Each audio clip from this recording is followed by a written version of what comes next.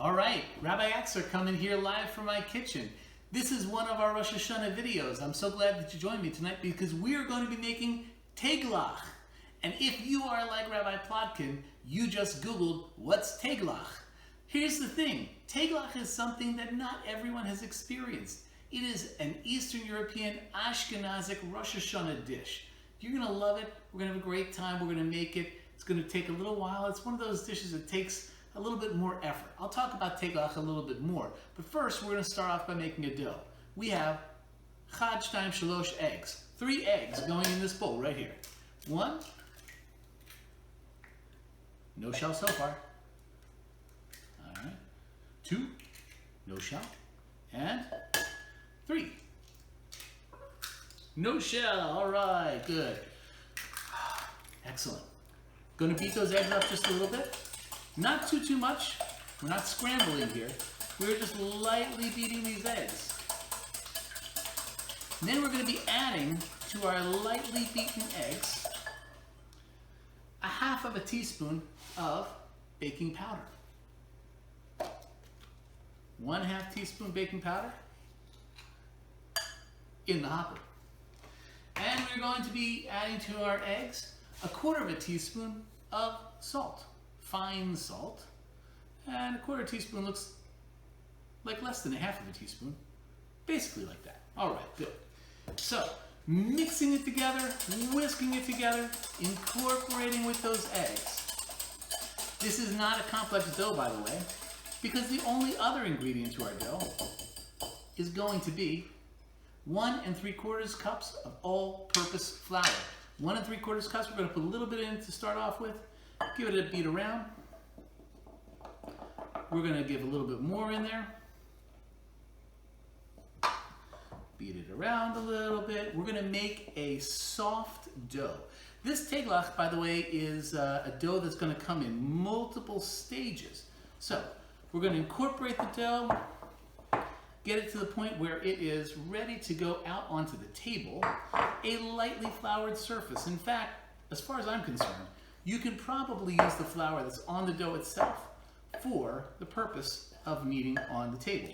But you do want to get rid of the eggs shells before you start off with that. So, master sweep.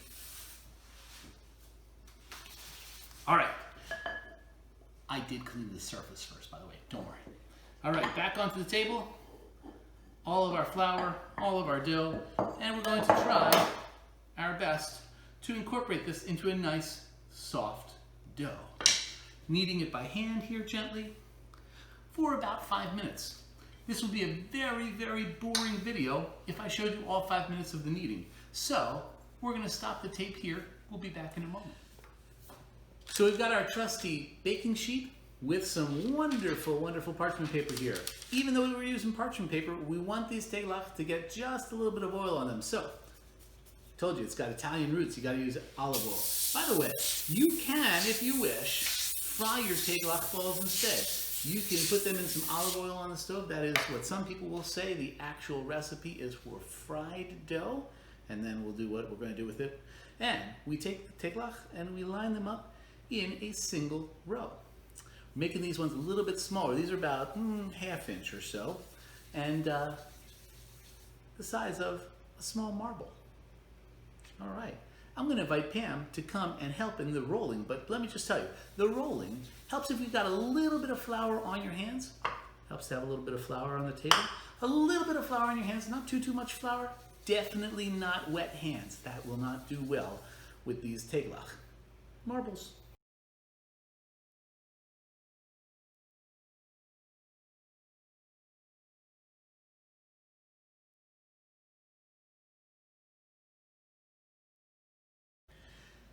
So here we have, laid out in a single layer, our little Teigels, our Teiglach, and they're ready to go in the oven. Should we put them in the oven?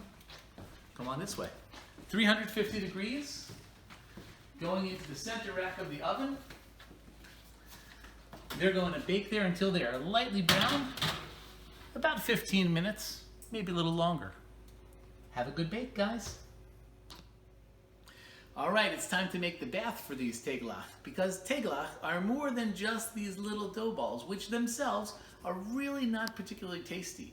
It's because they're going to go for a swim in the honey. Did I mention that Teiglach is traditional for Rosh Hashanah? Everything in the Teiglach is going to be around and swimming in honey. So we're going to turn on our pot and add 1 1/4 cups of honey. 1 1/4 cups of honey sounds like a lot of honey, but trust me, it needs 1 1/4.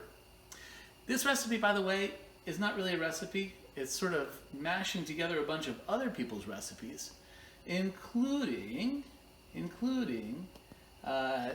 Gil Marks and Jamie Geller, and yeah, so all that honey needs to go in there. Come on, honey. All right, to that honey, we'll get the rest of it in a little while. To that honey, we're going to add, because honey's not sweet enough on its own, 1/2 of a cup of white sugar. It's the holidays. Go ahead. It's all right. 1/2 of a cup of white sugar is going in. We're going to combine it a little bit, and we're going to bring into that tablespoon or so of grated ginger root,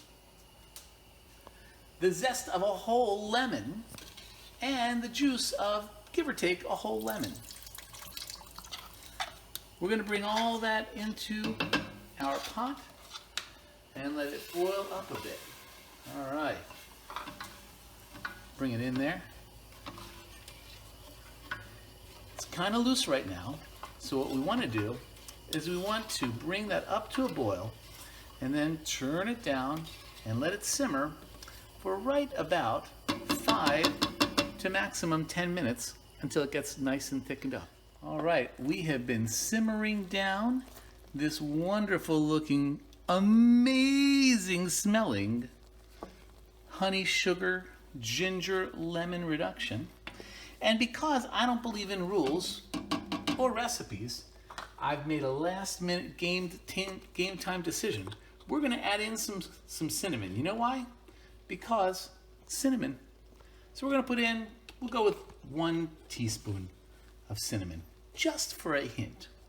So, 1 teaspoon of cinnamon, and now our special little Teiglach are gonna go for a swim. Here's how it goes, like this. Teiglach, are you ready to go for a swim? You are? Okay. Come on in, everybody in the pool. All right.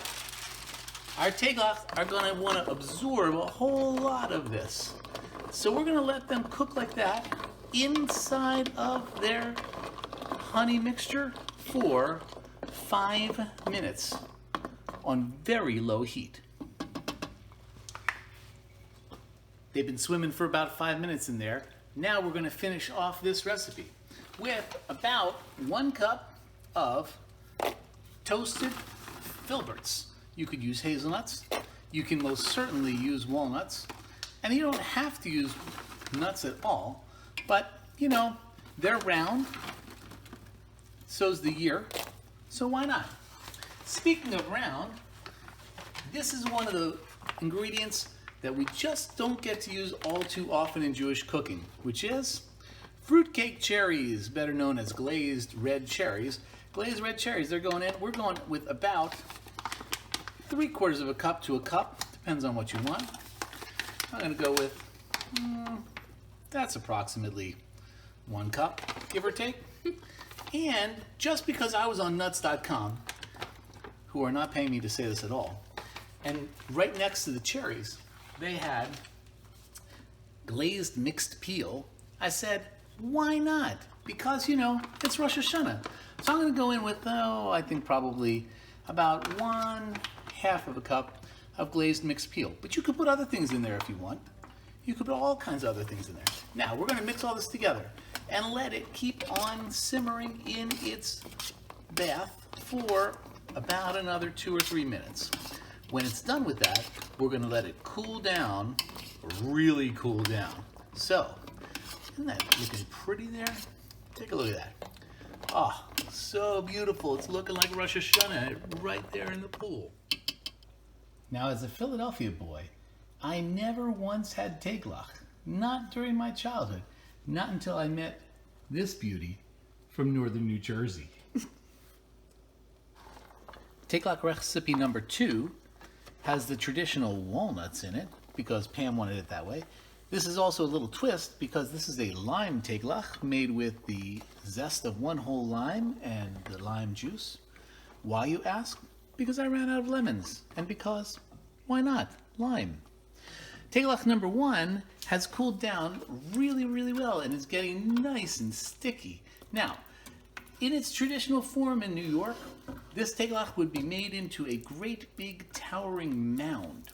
However, I read a wonderful recipe by Jamie Geller in which Jamie Geller encouraged us to put Teiglach in individual cupcake wrappers.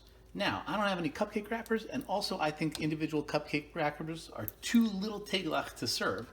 But in this age of COVID, if we could take a scoop of Teiglach and put it into a nice cup like this and let it cool in there, what a beautiful thing to be able to serve someone. Now, is that a nice looking Teiglach or what? Teiglach number 2 is finished, and instead of making individual Teiglachs, we're going to try to make the mound. But I'm pretty sure that in order to make the mound, we need to pour it out on the parchment paper here and let it cool there before we can shape it. It'll come out, it'll look a little bit more runny, but as it dries, this is going to solidify very nicely, sort of like Jewish caramel. There we go. All right. Spreading it out evenly, letting it cool, and then we'll come back and try to form this into the Tower of Teiglach. So now comes the last phase of making our Teiglach. Our little individual Teiglachs are in their cups. I have made the traditional New York mound or mountain of Teiglach right here. Now, the second recipe we let cool on the parchment paper here instead of spooning it into the individual cups right here. I've made one mound, but let me show you. We're going to use a scraper right now, and we're going to use the best tool that God ever invented, our hands. So I'm going to scrape off some of this goo down at the bottom and try to get that there as a base. Here we go. Okay. Get it down there at the base of the plate, because that's going to hold it in place. We're going to be working it until we get it to a mound. I'll be back once we've got a mound. So, forming the mountain, what I did was I sprayed some olive oil on my hands to make them not stick quite as much. Noam, did you have a question? Yes. What's your question?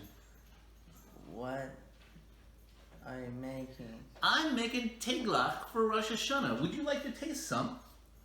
I'm going to pull it off and put it right in your mouth. And you'll tell us what you think of Teiglach.